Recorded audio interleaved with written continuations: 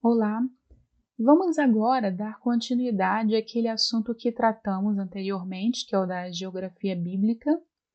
Nesse momento, ainda dentro desse assunto da teologia, vamos falar sobre a geografia bíblica 2, porque é um assunto extenso, muito interessante e muito importante. Assim como na nossa sociedade hoje em dia, nós vemos que cidades vão se transformando. Ruas que antes existiam se tornam em outros locais, alteram-se os nomes desses locais. Assim também aconteceu no período bíblico. Cidades eram conquistadas, povos eram conquistados, tribos também, e essas tribos vinham com a sua carga cultural, religiosa, histórica, geográfica, e carregava toda essa sua carga para dentro de um novo contexto, de acordo com a conquista que acontecia. Então, nós vemos essas características que também vão alterar o contexto geográfico de tudo o que aconteceu ali no Oriente Médio, na época da Bíblia. E então, nessa parte, nós vamos ver outras cidades importantes no período bíblico, onde muitas características dessas cidades vão nos ajudar a compreender fatos que são relatados na Bíblia, em diversos aspectos, como, por exemplo, a cultura, as religiões que existiam naquele espaço ali, que eram muitas, inclusive, o nascimento e o desenvolvimento de línguas, o nascimento e o desenvolvimento da matemática e de outras ciências, dentre outros aspectos.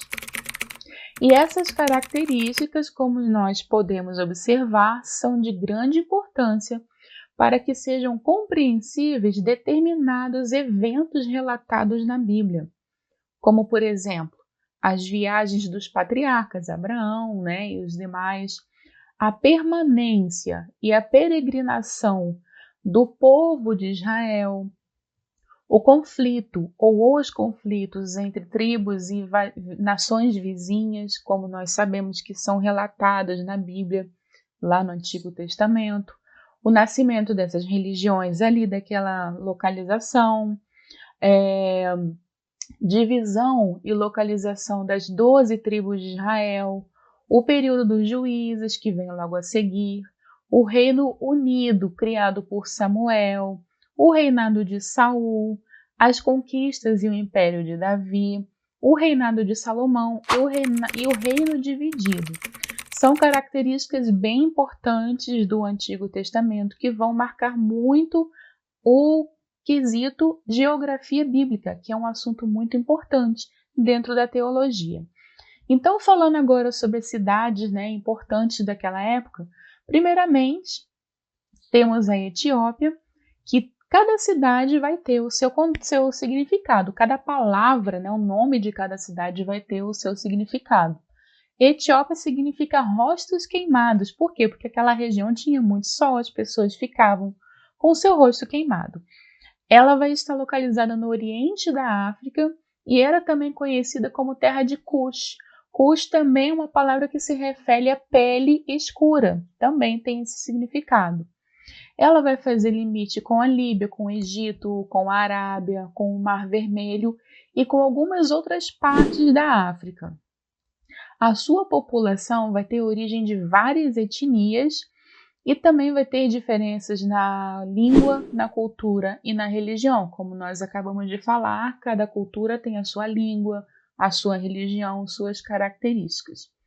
O cristianismo vai ter na Etiópia um grande domínio na vida e na cultura. Depois da Etiópia, nós temos a Líbia, que tem uma população que vai descender de Put, que é filho de Cã. Essa cidade vai fazer fronteira com o Egito, com o Sudão, com o Níger, Mar Mediterrâneo, Argélia e Tunísia. As suas principais cidades são Benghazi, Trípoli e Cirene. Temos também o Egito, tão famoso até os nossos dias, que é a terra de Cã, ou Cão, que vai ficar no nordeste da África e vai fazer fronteiras com o Mar Mediterrâneo, com a Arábia, Palestina, Mar Vermelho, Sudão e Líbia. Depois da Palestina, o Egito é o local de maior importância nos relatos bíblicos dos pontos de vista religioso e histórico. Então, o Egito tem uma grande importância na Bíblia, tendo sua história sempre ligada à Olá, história de peço Israel. desculpas por interromper sua aula por um breve momento, mas tenho algo importante e vantajoso para compartilhar com você. Se você está gostando desta aula, tenho uma ótima notícia. Agora você pode levar sua experiência de aprendizado para o próximo nível fazendo sua matrícula em nosso site.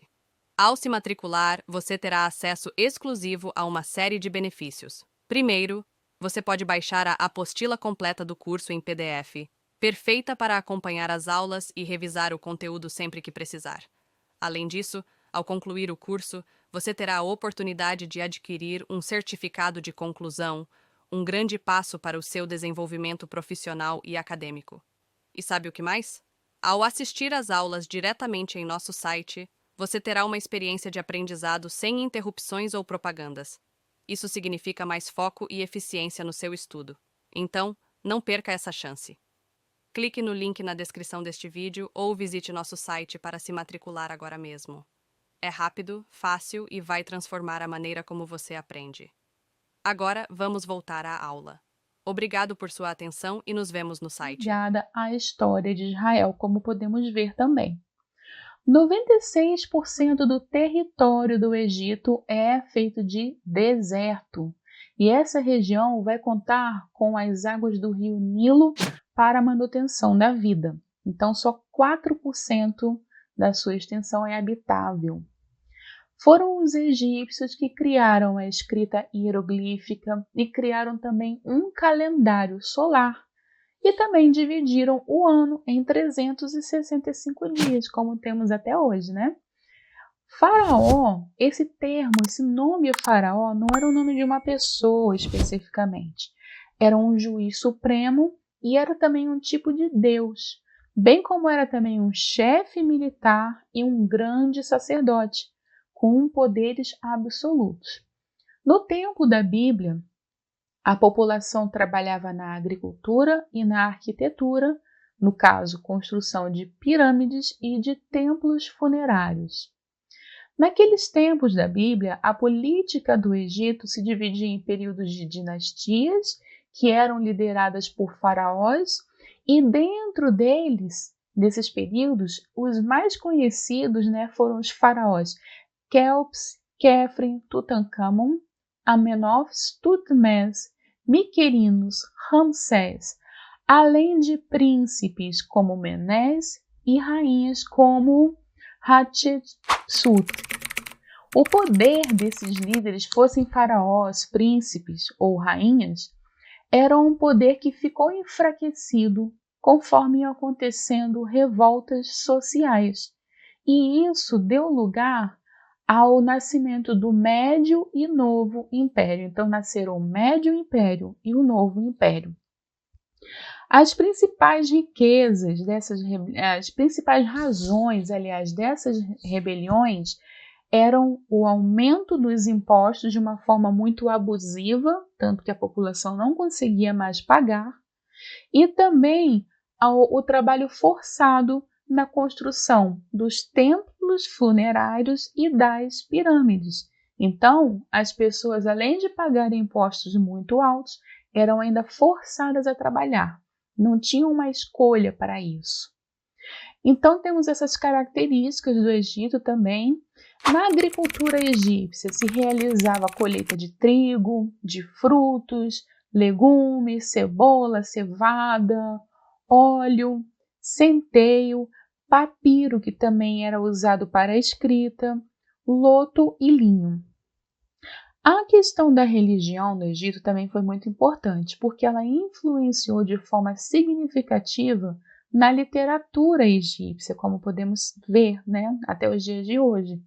Também influenciou na filosofia e nas artes, sempre tendo uma vertente politeísta.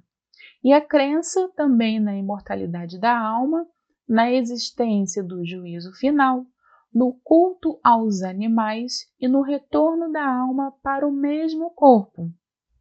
Os principais deuses cultuados no Egito antigo eram Osíris, Amon e Ra. O Egito, por fim, alcançou grande desenvolvimento nas artes, nas ciências e nas letras. Temos também a Grécia. Os gregos vão descender de Javã, que é um neto de Noé, e também vai descender dos aqueus, dos jônicos, que são os helenos, e dos dórios. A história grega vai se dividir em períodos: Homero, arcaico, clássico e helenístico. A religião vai ser politeísta naqueles tempos e antropomórfica. E os principais deuses gregos eram Zeus, Eras, Poseidon, Hades, Apolos, Ártemis, Afrodite, Hermes, Dionísio, Ares, Hércules, Perseu, Édipo. Então vemos que eles eram muito politeístas. Dentre os seus governantes, os principais foram Alexandre Magno, Lisímaco, Cassandro, Ptolomeu, Seleuco I e Seleucidas.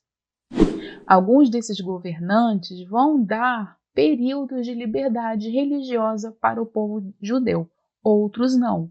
Outros vão provocar uma verdadeira perseguição ao povo de Israel.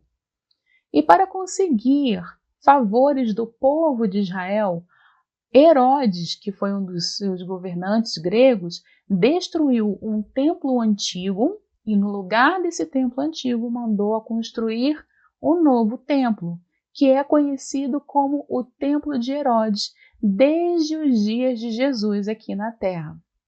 O clima na Grécia é temperado e seco, e a sua capital é Atenas.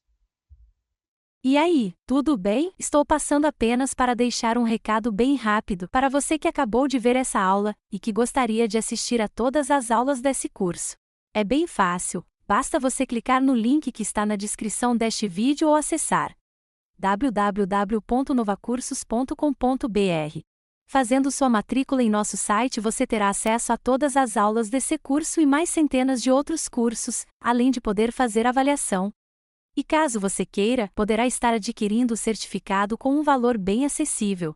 Esse foi o recado que eu queria dar. Aguardo sua matrícula. Até breve!